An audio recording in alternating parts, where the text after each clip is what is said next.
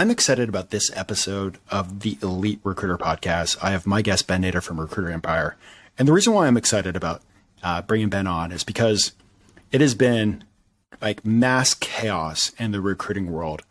There's been layoffs nonstop. The tech world is getting hit. And unfortunately, the recruiting function has been one of the most impacted areas within the space. And it's, a time to look for a new job. It's a time to also look for opportunity. And I want to bring Ben in because I remember when I actually got the call that I was getting let go. It was on my first vacation in years, my first vacation day in years. I was in France enjoying a vacation, and I got the call saying, unfortunately, this is a business decision. You were one of the best recruiters we had, but we're going to have to let you go. So and rough. I, drank some wine Yeah. and then As you do. Yep. I mean, Yep. you have to in France, drank some wine. And then we made the decision to let's just go and do it ourselves. Let's just start our own company. And Ben Nader has mentored numerous people in launching their own recruiting firms. I think his, your students have had about $30 million in revenue. Yeah. Over 1,000 students have been through Recruiter Empire programs, and they have collectively generated over 4 years that we've been, doing Recruiter Empire, generated $30 million in climbing in revenue for their own agencies, collectively, which is awesome, because we want that impact. We want to, just like you jumped into the game, like, hearing that call that you're ousted and, you're like, I'm doing it myself. Forget it. I'm done. Let's go. And I love that. Like, because it's like you have that parity right there, right? Where it's just like the downside and the upside. It's like, and that right there is like, I'm not going to interview you because this is your podcast, the Elite Recruiter Podcast. This is your podcast, right? But, it's like, boom, how quickly did you take a negative to a positive? Like, that's crazy. It's awesome.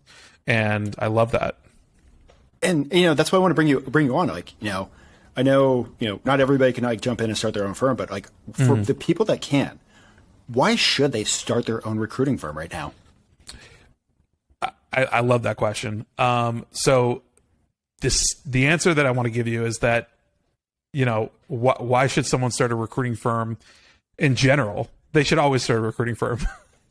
Recruiting and staffing it's one of the best businesses to be in ever. I think you and I, and a lot of people probably listening, or maybe not, know a lot of reasons why.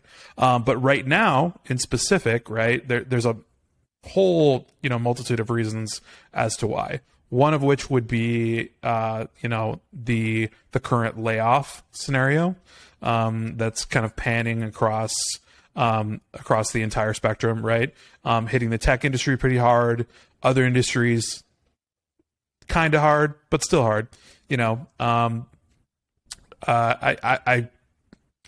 linked with tons of people on LinkedIn, and there's people pinging my inbox, saying, "Hey, just got let go from eBay last week." Like a woman that I know, and it's eBay, Facebook, it's, you know what I mean? It's literally all these guys. And so, there's an opportunity there though, right? So where there's, chaos or things that, don't look so great, there's always opportunity in that. And I think it's like a whole Warren Buffett thing, right? When everybody's running this way, you run that way. You know what I mean? Like you do the opposite, or think the opposite, right? Because it's not, an exact, like everyone getting laid off isn't going to go start a recruiting agency, right? Like you. But you know what I mean? It's a great opportunity currently for a lot of people to jump into the game and have a feast, because it's there to be had, because there are companies hiring and there is a lot of talent out there that's being let go. I mean, it's one of the things, like if you hop on LinkedIn, everything is just the feed of getting laid off. But if you actually look at the economic numbers, at least for America, like a lowest unemployment on history, many companies are still like, I don't want to say like begging for people, but they're begging for people. It's a bit of a skills mismatch. And a lot of these companies, like from what I've seen and talked to, like they still need help finding people. It's just, the world that we live in LinkedIn says a different story. Right. Totally. And, one of the things that somebody told me the other day, the way that they phrased it, it was like, when you have the internet, you have access to infinity people. You know what I mean? Right. So if you're on LinkedIn or if you're a recruiter and, you start an agency and you're in Texas, right? That does not at all inhibit you from working with candidates and companies in Silicon Valley, right? Like, you know what I mean? Or Florida or New York or wherever. So, we have a nationwide, the capacity of the recruiting and staffing industry is so massive, especially because it's digital, it's remote, and, you have that capability to be literally anywhere. For you, it'd probably be in France, right? From everything I know about you, you'd probably be in France, just hanging out with your wife, sipping some lovely wine and some laptop lifestyle recruiting on the side, right? I mean, that's what we've done in multiple trips to France last year, and we're planning on multiple trips to France this year, and love it. I know, like, we don't take time off for vacation, but we are working. It's like our lifestyle takes us places. Yep. And for us, like, recruiting has given us that gift. Totally. Because it's a lifestyle business, right? And that's what I think a lot of people don't understand, I think a lot of people have been thrown into this ism that it's work-life balance, work-life balance, work-life balance. Well, when you're an entrepreneur, and when, specifically a recruiter, you don't exactly have work-life balance. You have a lifestyle business, right? So you've got to do certain things at certain times, and there are requirements, but you have a lot of latitude and kind of flexibility on kind of most of that. You know what I mean? Of course, you got to do your business development. You got to follow up with candidates, and obviously do your headhunting and whatnot, all that kind of stuff. But at the end of the day, you do get to choose a good portion of when you do that and how much you do that and all that kind of stuff. Awesome. Well, before we keep on diving into that, let's go into your story a little bit. How Sure. did you get involved in the recruiting world? So, the last 9-to-5 corporate America 9-to-5 I had was working at Microsoft here in lovely Seattle, Washington. And so that was the last 9-to-5 I ever had. And for a very good reason. The place is boring as hell to work at. And I can say that I don't work there anymore. And I could probably, you could probably say that about your place of employment, as long as it's not on the internet, maybe to your boss. But long story short, in this particular role that I was in, I had about 6 hours of free time every single day. And just did about maybe 2 hours of work a day. That's all I had to do. It wasn't my choice. Like, it wasn't like I was choosing to just kind of kick back for 6 hours out of the 8-hour day. It was like, no, like there was literally nothing to do. So, I was in the Bing Maps, department on a specific team that dealt with, some very boring stuff I won't even talk about. But basically, long story short, just the boredom, and the absolute, abyss that I saw, led me towards this, concept of me already knowing that I was an entrepreneur because I had gone through, these other things that I'd done previously, e-commerce and, flipping, used electronics and refurbished stuff on Amazon, eBay, like all that, way back when, and trying multiple other business avenues and this and that way before, I was, there at Microsoft in 2017. And ultimately I kind of came to this conclusion where recruiting just came to my mind. And ultimately it was like a little bit of, because I had a few buddies that they were recruiters at Amazon, some were at Microsoft, some were actually at Aerotech and stuff like that. Right. Speak of the devil, but, old stomping grounds. yeah, right. Yeah. So shout out to Aerotech. So, I was like, wow, these guys are, recruiting, right? And that's an interesting business model. And so I just kind of thought to myself, well, I could do that business model by myself. Why don't I try to pick up some clients? And so there I was, in my 6-hour free time, right? Literally on my phone, like not joking, on my phone, thumbing through Facebook business pages for like plumbers, plumbing companies, skilled trade, accounting firms. I mean, I was looking at aerospace manufacturing companies, because we also have Boeing here, right? So there's a lot of subsidiaries. So lo and behold, I got a client. Somebody pinged me back, and then I was like, cool, let's take this to email. So we took it to email. That turned into a phone call. So I got my first client. Proof of concept for me was everything about this story. So when I, as an entrepreneur, see a pathway, right, and I'm enjoying it, I'm like, this is cool. Like they have a need. I'm going to go find, the person that they need, which was a receptionist, for that client, right? That's all it was, somebody to answer the phones. And, I fulfilled the need in like less than a week with, this was just like my first placement, right? So I just threw out some Indeed ads and, made it happen, but it was also like $5,000, in my pocket. So, there I was making a $55,000 salary, right? And in a really short period of time, less than half of that, I was able to do my first $100,000. And I was like, okay, so I'm making double the salary in half the time you're paying it to me. Guys, I'm out of here. I'm gonna, it no longer made mathematical sense for me to be there. And so then I took recruiting full time.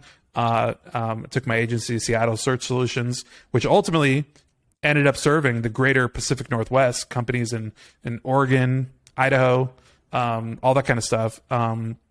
It's kind of where I, drew my lines, if you will, for business development. But yeah, that's what got me into it. And that's what kind of, kept me in, And one of the things that I've been telling people, and, I've been trying to do it myself, is I think 2023 is the year that you share what you're doing. Like, go out there, share as you're building whatever you're building.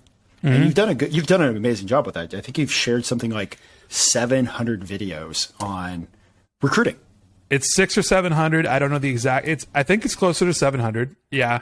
And we were kind of chatting back and forth about this right beforehand, but I don't go back and count them all, because I just make a lot of content because I love making content around what I'm doing. And that's what I did. Yeah. I shared, early on, I started sharing right away, like, late 2016, right when we were going into 2017, I was sharing, I was like, you know what?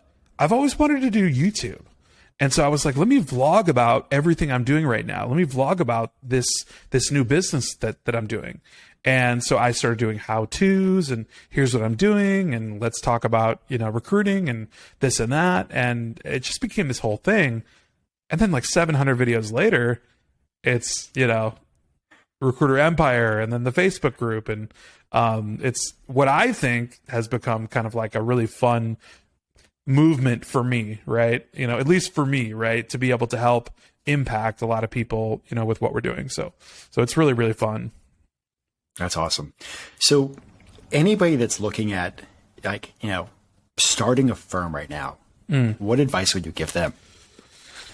So I would say the first thing they need to figure out is, are you really an entrepreneur? And this is comical because subconsciously, for whatever reason, or maybe it's just totally intentional, I can't tell you, but I loop back around because whatever YouTube video that I've done, like that particular day, someone brings up something that ties right to it. So today's video is ask yourself these questions before you dive into entrepreneurship. Basically, that's what it is. So my big thing for people is to literally ask themselves like a handful of questions, right? You know, and you know, find out, are you really an entrepreneur, right? Like, is this, you know, something that you can actually, you know, take on and do and take it the distance, right? Because, you know, everybody else is just, you know, a wantrepreneur. If you have an LLC, you're like, I'm in business. Well, show me your P&L, right? You know, show me your profits and losses and show me the business you've done. Like, you know, other than that, you're not in business. But the advice I would give to somebody is like, nothing is get rich quick. That must be understood very well. Like in business in general, and definitely recruitment for sure. Like I could guarantee you, like, you know, like by the basis of your actual contracts with your clients, like you will not get paid, you know, for, you know, a couple weeks, right? At least, you know, if you're lucky, if they're, you know, an on time paying client. But, yeah, I'll give that advice. I'll say you need to make sure you're an entrepreneur and that you really want to take it the distance. You need to really kind of, you know, jump into it and get around the right people. Right. So I did a clip on TikTok yesterday talking about how I ultimately built, you know, my it was really about how making your first 7 figures really is what it was. Because that's a milestone. It's a big deal. Making your first 6 figures is a big deal. You know what I mean? Shoot, making your first 50 grand, right? Like for your first placement. Your first placement for, you know, right? That's a win. I tell everybody there's 6 wins in the process. Like getting even a positive email is a win, you know? So, ultimately it, you know, the advice really comes back to, you know, just having that fortitude, making sure you have it, and then getting around the right people, right? This is what I talked about on that TikTok. How did I build, you know, a 7-figure company? Well, mentors, man, like, you know, got around the right people, talked to the right people, was, you know, invested in, you know, a network of people that were doing the things I wanted to do and being the stupidest person in the room, like, you know, for a really, really good period of time until you're on par with those that, you know, that are, you know, showing you what they're doing. And then you need higher grade people where you can still be the stupidest person in the room, right? Because that's all, you know, that's, you know, one thing that you want to be. I think you would probably agree. You always want to be, you know, the stupidest person in the room. I was going to say, like, one of the things that actually helped me out so much, because when you jump into your own recruiting company, you're by yourself. Yeah. You know, you're just, it's you, it's the phone, it's you and the computer. But I found a community of other, you know, solo search firm owners and started learning. Totally. And was that the Herc? It was Herc. It was a few other different groups that I found on Facebook, and, you know, really just kind of like lurked in the community for a while. But there's just, you know, between Recruiter Empire, Herc, Talent Sourcers, you name it, there's so much gold within Facebook communities that, you know, if I had a challenge, somebody else has already gone through it. Yes. Right. Yeah. Big shout out to David Stephen Patterson, right, in the Herc. Amazing community of people, right? Just epic. And you're right. In those communities and, you know, in Recruiter Empire, same thing. If there's a question, if there's a challenge, if there's what, you name it, there's somebody that's going to raise their hand in the form of a Facebook comment to your post, and they've been in the business for 50 plus years, you know, or whatever it is, right? You know, I'm not going to age anybody and drop a name, but you know, there's really solid people out there like Rich Rosen, right? You know, he's known as the $1 million biller to a lot of people. And so, right. Yeah. So Siri thought that too, apparently. I was just like, So like, you're going to get an answer right away, lickety split, because that person has been there, done that, got the t-shirt 7 to 10 times before you've even thought about asking the question. You know what I mean? Yep. And you're just going to know from the get-go what to do. So I like summing this part up, like if you were looking at jumping into your own firm, find an online community to be part of. Yeah, find a community of like-minded individuals. You want, what a lot of people refer to as your board of directors around you. Keep your circle small, your actual circle of people that you interact with and that you are very close with, but keep access to a large community of people that are ultimately mentors and guides, Some great advice. So looking at starting your firm, what are some of the biggest challenges that somebody might face?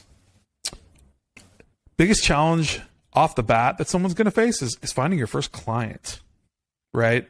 So any advice on that?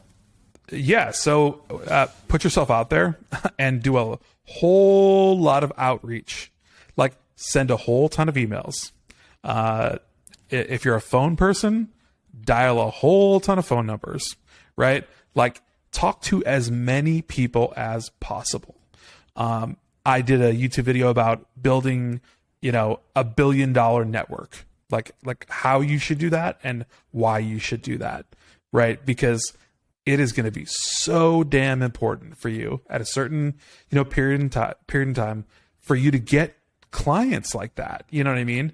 Where someone who knows someone or whatever it is, but also at the same time, starting out by just reaching out and not being afraid to reach out, right? I think most people fear things like, rejection, like, they're just going to reject my email, right? Or they're going to reject my phone call, or, they're going to call me names or whatever it is. Welcome to business, right? One of my greatest mentors always says this when I talk to him all the time. He'll just say, "Welcome to business, man." And he runs a multi-million-dollar company, and not in the recruiting space, but in the career coaching space.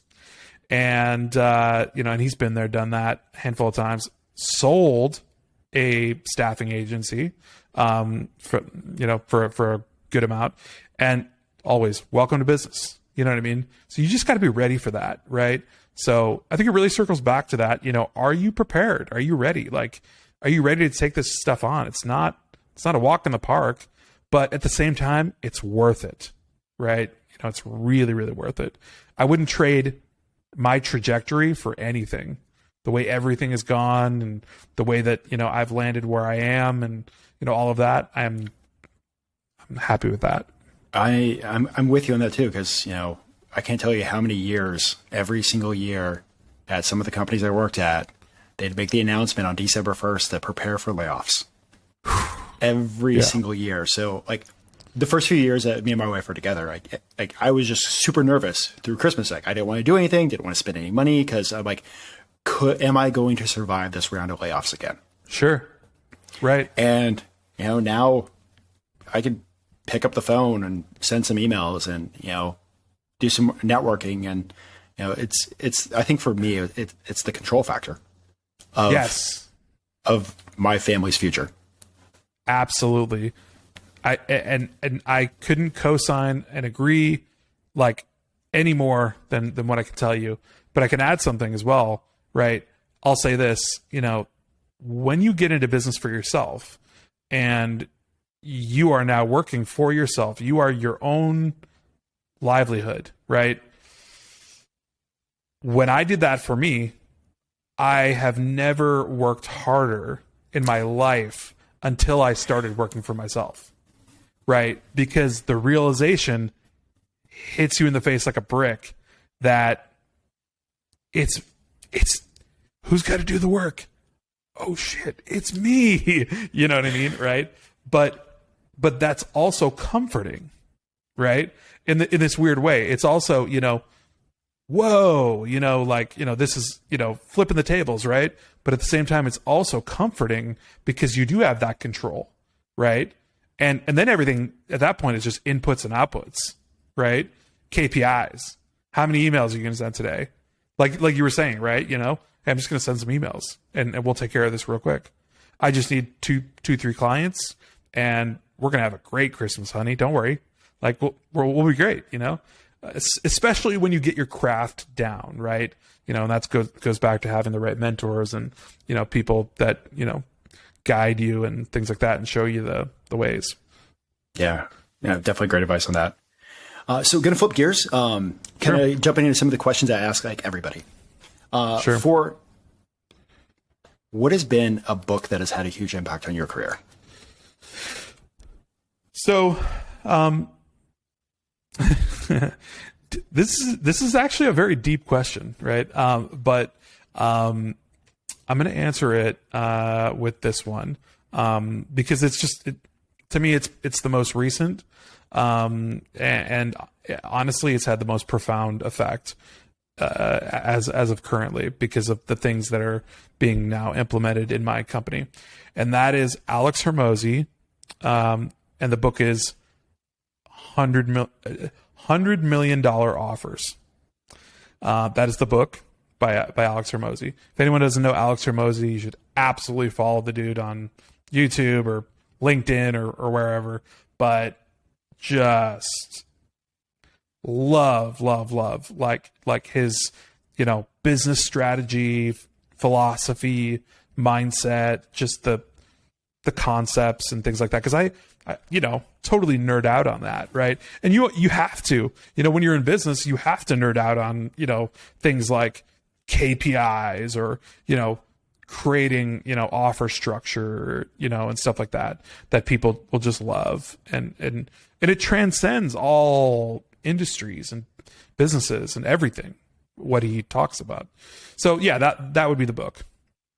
Yeah, I absolutely love that book. And it's like working on implementing some of those ideas into recruiting because he talks about making the offer so good that the companies come to you and breaks it down like so many ways, but yeah. Right. Exactly. Yeah. And I think a lot of people probably expected me to say like a recruiting book or something, like something that's like recruiting secrets, or whatever. But no, it's not, maybe an honorable mention would be like, how about, the 4 agreements. Okay. Right. Some of these books that, don't have like a direct correlation to, that's not recruiting or that's not, business.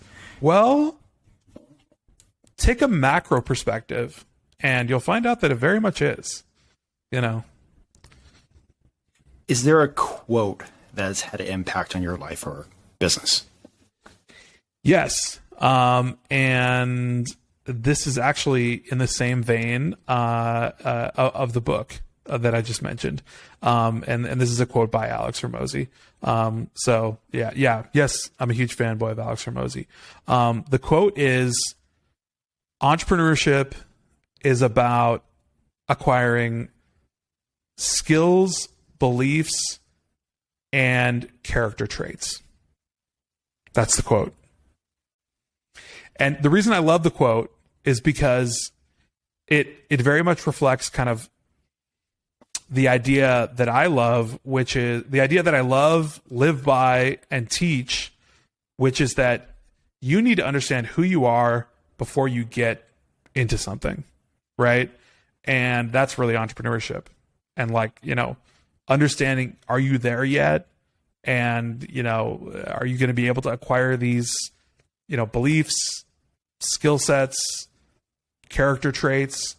And a slight spin-off of that is something that I heard from some talk that I was at.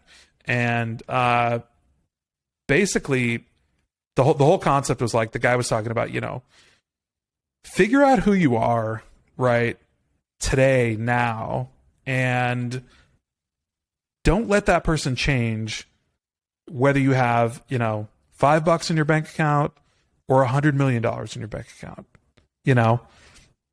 Like nothing should change. You shouldn't, become a different person, just because of, monetary circumstances or otherwise, but it's those personality traits and characteristics. And that's why I love that quote, really, Awesome. Phenomenal. Yeah. Here's actually one of my favorite questions that I just love asking everybody. Sure. With everything that you know now, the experiences that you've gone through, if you can go back and talk to yourself early in your career, what would you tell yourself for advice?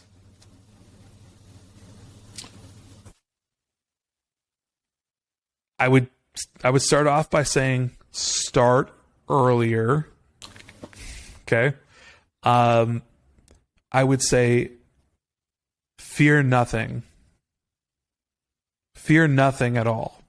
Right? Because knowing what I know now and being where I am now, had I not taken certain roads and made certain moves and pivots out of fear or things like that, or out of, you know what I mean, whatever it is, right? I would never be where I am right now. And I'm very satisfied with, my trajectory, and what some people would call, certain levels of success. I call it, it's an ever evolving, trajectory. There's never a destination success that I'm here, you never make it, right? It's always the journey, but don't, I would give myself this advice to start earlier. If something comes into your mind, right, and you're wanting to start a recruiting agency, start looking for clients. Just start doing it, right? Like, start doing the thing earlier, way earlier. I mean, because you and I both could share the same kind of, war stories. Like, man, if I had 10 years earlier, let me calculate that number right there. That kind of stuff. Or let me calculate the lifestyle freedom, and what I would have not had to do. But I'm a firm believer that everything happens on time, happens for you, right? It's not happening to you. It's happening for you. And so, that kind of diverts from the question, but the advice is basically start earlier, fear nothing. There is nothing to fear, just do it, do the things, right? You're going to get rejected. You're going to have people doubt you. You're going to have, lots of people that are confused about what you're doing or whatever it is. That could be random people, family, friends, whatever. Like, none of that matters though, at the end of the day, like, you can't please everyone. Just anything along those lines about fear and starting earlier and just like going for what you in your heart of hearts really see as the thing that you want to do, go after it ASAP. Right. And I'm not trying to go to a place where we're like talking about the, like on your deathbed type thing, or whatever. Like, I'm not trying to go to that place. I'm just trying to say, like, look, like, just do the damn thing, like, and oftentimes, right, speaking back to a younger self, right, I'm 35. So like, it's all relative, whatever you want to, however you want to see it. But like, long story short is just like, time is, the only thing that we cannot get back. Right. So just try these things, do these things, and, also never settle. That'd be another thing, right? Never settle. If you're unhappy, it is probably your fault. I know that's ruthless, right? But I believe that to be true. If you're unhappy in your circumstances or scenario, it is very likely that it is your fault. And just let that sink in for anyone that's listening or watching this. But the long story short is that you have the power to change that, right?